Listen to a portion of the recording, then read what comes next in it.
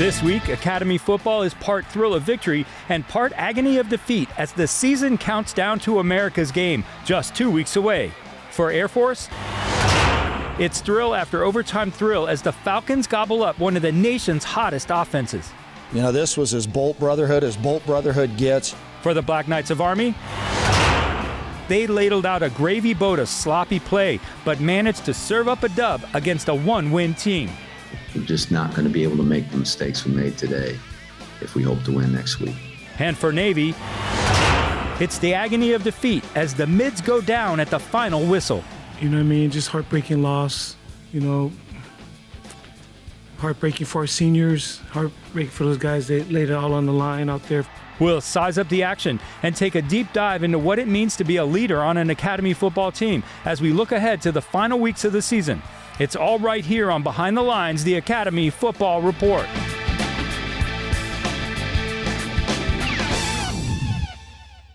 Welcome to Behind the Lines. On behalf of all of us here at the Academy Football Report, we want to wish all of you a happy Thanksgiving. And what a great week of Academy football to be thankful for. Thrilling overtime action for Air Force, a heavily favored Army squad having to dig deep, and heartbreak for the midshipmen on Senior Day. But we start with Air Force. Air Force knew that holding on to its hopes of making the Mountain West Championship game meant it had to tame a high-flying passing offense, averaging 35 points a game and with one of the nation's top quarterbacks. Little did they know it would take triple overtime to win 41-39 in Reno. The first objective for the Falcons was shutting down Wolfpack quarterback Carson Strong. And on Nevada's second possession, Jaden Thurgood sacked Strong for an 8-yard loss, the first of 7 sacks against Strong on the night. That was the game plan coming in this week. We knew this team, their tempo team, throwing the ball almost every play. We just pinned our ears back, trying to get to them every single play, try to help our DBs out, get it out of his hand quick. It was also Hawking defense that held the Wolfpack to just 3 points in the first half. Meanwhile, the Falcons' offensive line took control as Air Force ate up more than 10.5 minutes in a 19-play, 75-yard drive, all on the ground, to take the lead 7-3 on a 4-yard Ben Jefferson run, the first carry of the freshman's wideout career. 7 different Falcons ran the ball in that drive. And the Falcons' defense was relentless. Linebacker Bo Richter picked off Strong to snuff out a Nevada drive in the second. The Wolfpack had 5 first-half possessions, ending in 3 punts, the interception, and a field goal. A 52-yard DeAndre Hughes run punctuated a 66-yard Air Force drive in the second. After a penalty, Hughes finished things off with a 10-yard TD dash to make it 14-3 Falcons. And a 49-yard Matthew DePore field goal would give the Falcons a 17-3 lead at the half. The Air Force defense held Nevada and Strong to under 100 yards in the first half and registered 5 sacks. The teams traded touchdowns in the third, with Air Force maintaining its 14-point lead.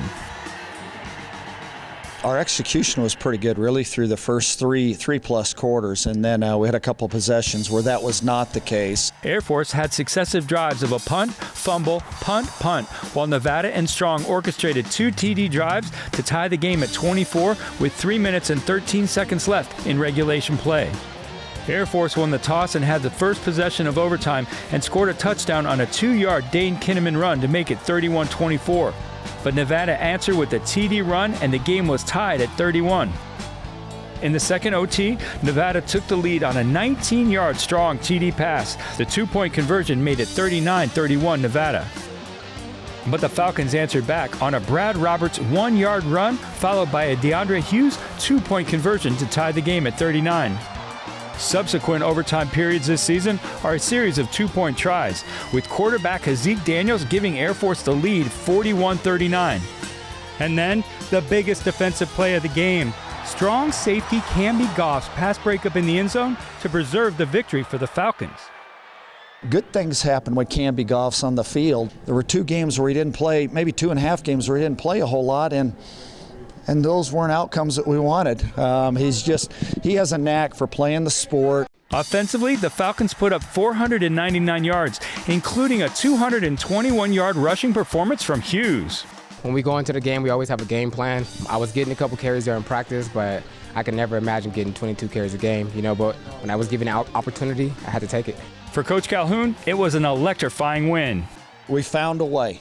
You know, this was as Bolt Brotherhood gets, just with the heart and the fortitude of these guys. And you look here within the last 13 days, you know, you travel to Dallas and you travel up to Fort Collins, you travel out to Reno, and yet the resolve and I can't say enough about the heart of these guys.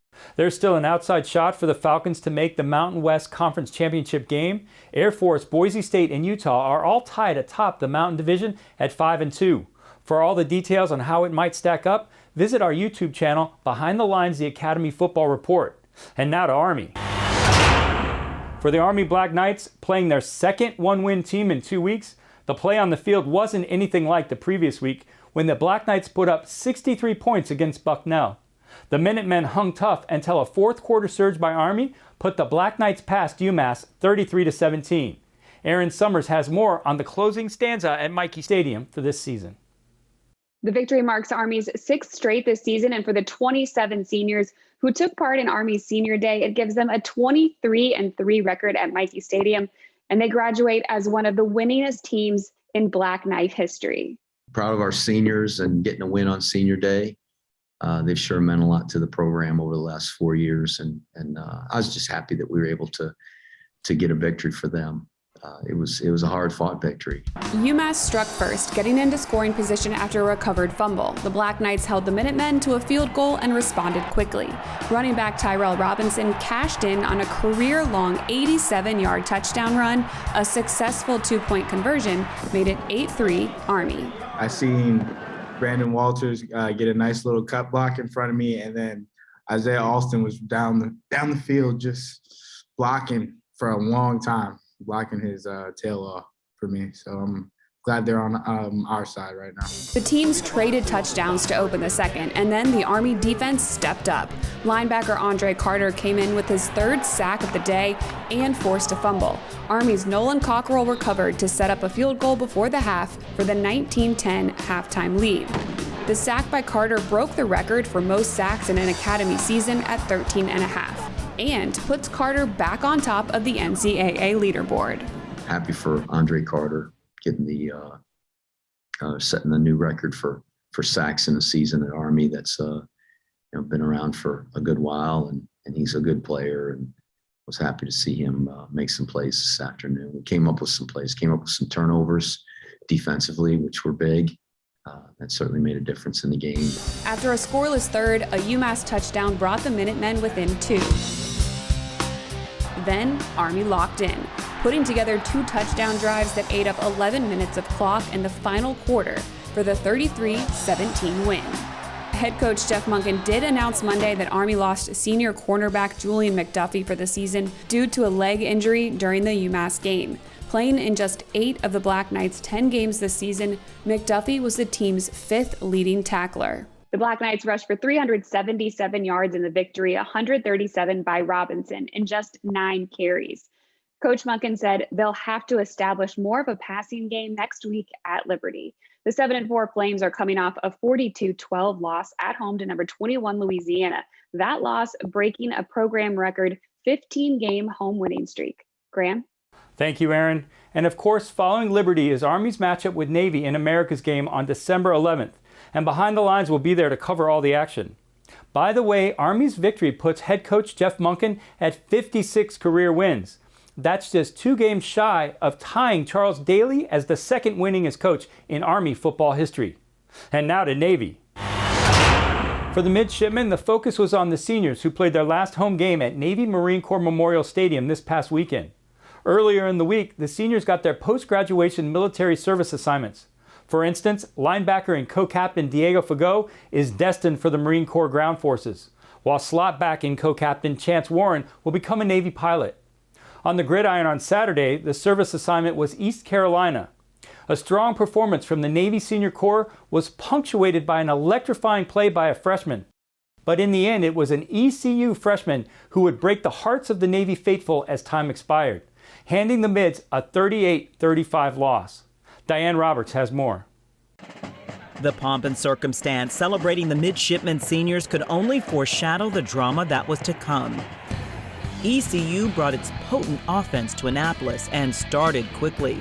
marching 75 yards in 6 plays to take a 7-0 lead. But the Mids were up to the task.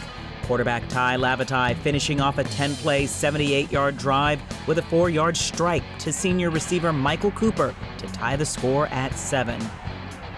And that's how the first half would go. Punch, counterpunch, all 7 possessions by both teams ended up with points. Seniors Chance Warren and Isaac Ruas both scoring touchdowns. You know, probably one of the best games we played all year offensively.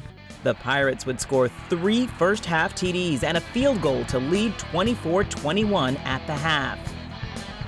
After a scoreless third and following a Pirate punt, senior slot back Carlinos AC would add some flash, dashing around left end for a 90-yard touchdown scamper that would give Navy a 28-24 lead. He got the one today, so it was great just to see him explode through the hole like that. AC would finish the day with 155 yards rushing on just 6 carries. An ECU field goal would cut the lead to 28-27, but only for a bit. On the ensuing kickoff, freshman returner Mikkel Haywood would bring the rock 98 yards to the house to extend the Navy lead to 35-27 with 8.5 minutes left in the game. Our big emphasis the last 2 weeks, we need some big plays. And we got some big plays. You know, guys stepped up, made some big plays. But Pirate quarterback Holton Ehlers, who ended the day with 405 yards passing, directed a 7-play, 70-yard touchdown drive, and the 2-point conversion tied the game with 5 minutes left. The midshipmen seemed destined to march down the field for a shot at a winning score. But on a 3rd down pass to receiver Mark Walker, who appeared to have a first down, a Pirate defense knocked the ball loose. It rolled backwards and went out of bounds, negating the first down. The Mids were forced to punt with 84 seconds left.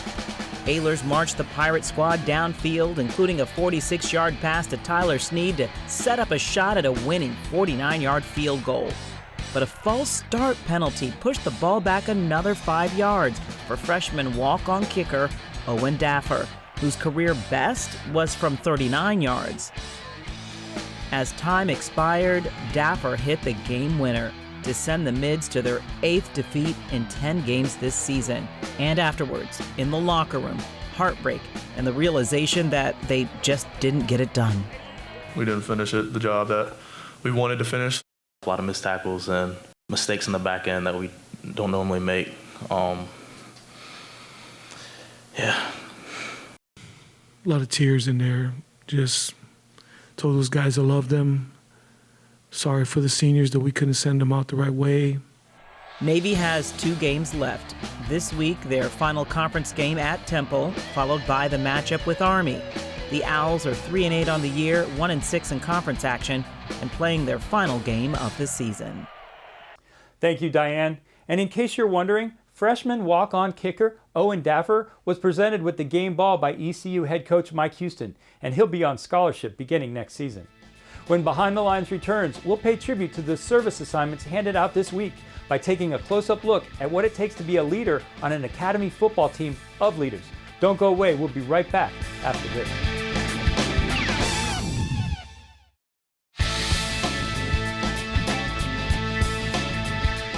Welcome back to Behind the Lines. I'm Graham Knight.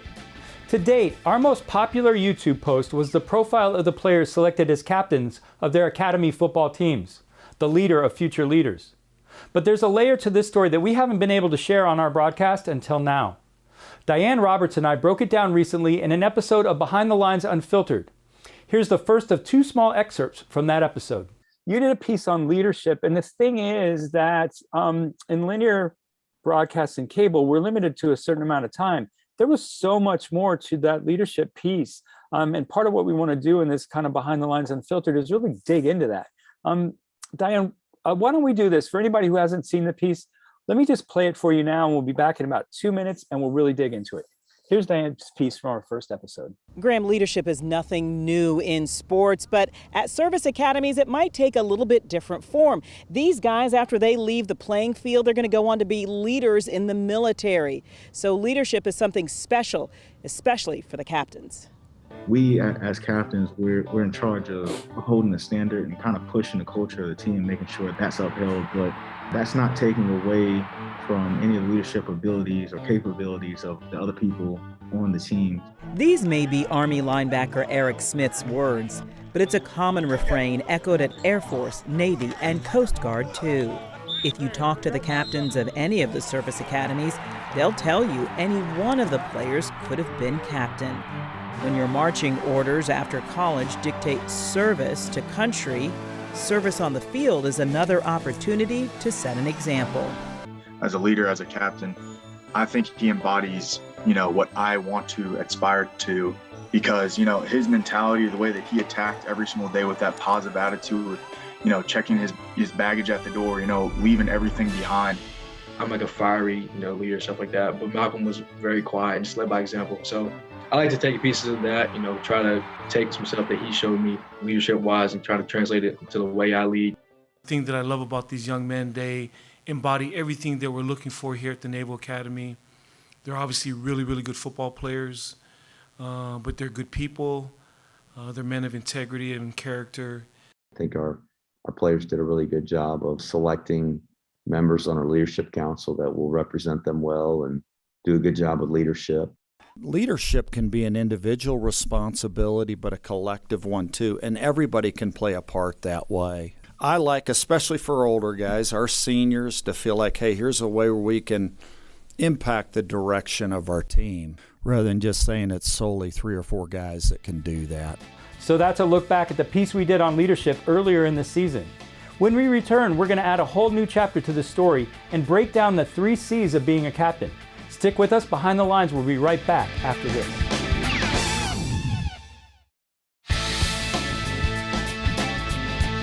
Welcome back to Behind the Lines, the Academy Football Report. I'm Graham Knight. Here now is part 2 of my conversation with Diane Roberts on the 3 C's of being a captain.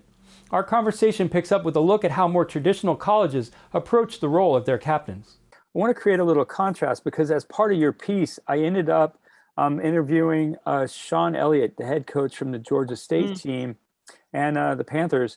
And as part of that, we were just trying to set up kind of what the game was going to be between Army and Georgia State, et cetera. But in that press conference, I had a chance to ask him, what leaders, what does he look for in his captains? And here's what he had to say. Well, I think you go out and you recruit leaders.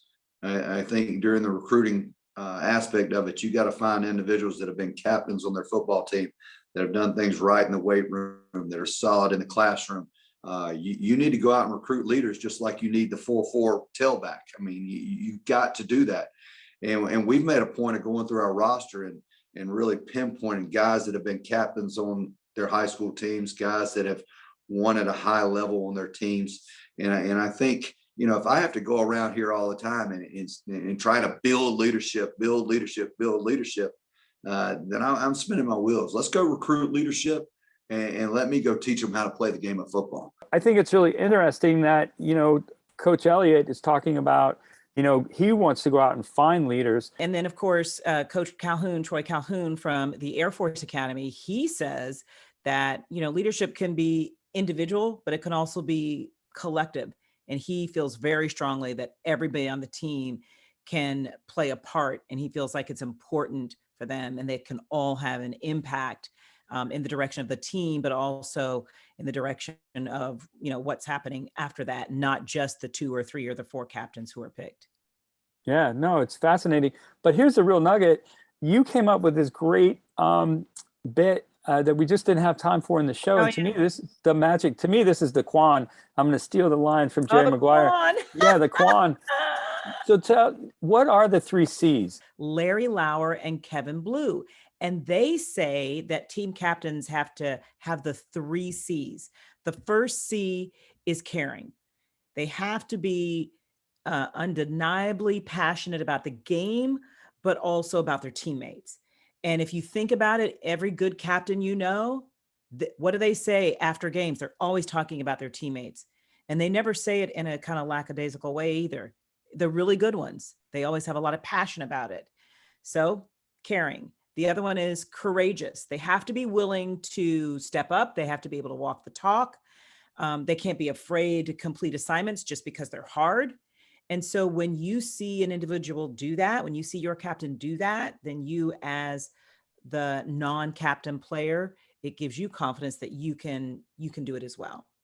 And another C, the third C, is they have to be consistent. They have to hold themselves to a standard of giving 100% effort every single time they step on the field, whether it's the practice field or the playing field, every single time. They can't cut corners. And again, when your fellow teammates see you as the captain behaving in that manner, they have no choice but to behave in that manner because you're setting the example. You are leading. So these 3 C's will serve Service Academy players, honestly, Service Academy captains now and well into their future. And actually, I think all of us could take a hint from that. 3 C's: caring, courageousness, and consistency. So there you have it, captains, the 3 C's: caring, courageousness, and consistency. If you'd like to see our entire conversation, it's on our YouTube channel, Behind the Lines, the Academy Football Report, with so much more. Don't forget to like, subscribe, and share while you're there so you don't miss any of our other reports. When Behind the Lines returns, we'll have a shout out to the newest members of the Behind the Lines family. Stick with us, we'll be right back after this.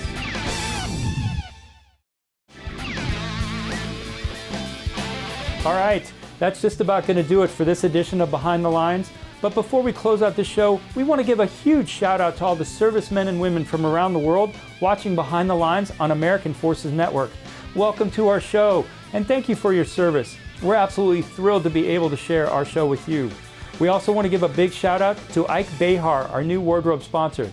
If you happen to be in DC and want to up your look, stop by one of their stores or visit them on the web. So as we close out this holiday edition of Behind the Lines, here's a holiday greeting from us to you. May your tables be full of goodness.